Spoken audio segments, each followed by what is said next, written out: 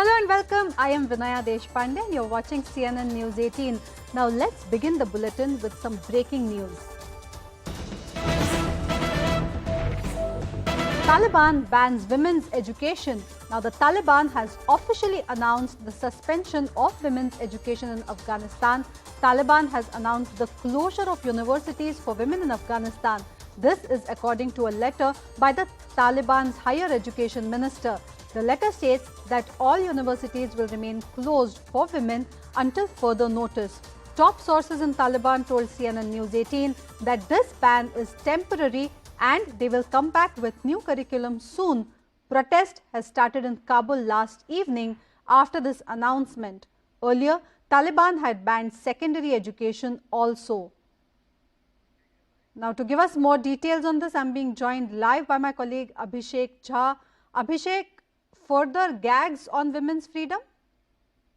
Of course, and this is not the thing that was not being expected because initially, ever since Taliban has came into power in Kabul and almost all of Afghanistan, they have tried to increasingly ban women's participation in social arena. That includes education because that is one of the most important area.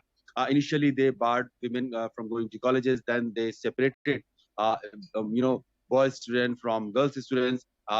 The classes continued. It was always a hiccup. It was always difficult for women to attend classes. In fact, in various rural areas of Afghanistan, women were barred from having even primary education. So there were multiple type of prohibition imposed on women education in Afghanistan. But now with the latest dictate that has come from the Afghanistan's official minister, it looks like the total blanket ban has been imposed in women education. And it is coming at a time when world is increasingly integrating women workforce in its prosperity, in its development, and Afghanistan, which is dealing with a lot of economic crisis and social crisis, at this time it is trying to prohibit 50% of its population from becoming part of its mainstream growth is something that is not going to do well to the Afghanistan economy and its social milieu. Abhishek, the last time on such a clampdown was imposed, we saw some protests happening. This time on, what is the reaction that's coming forth?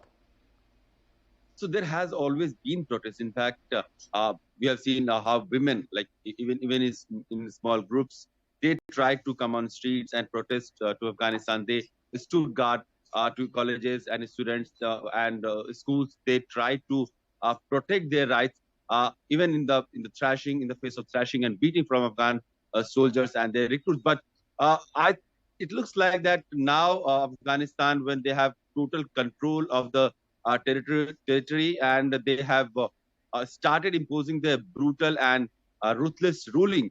Uh, Not much of the protests could be seen on the streets because they are literally taking people, detaining them.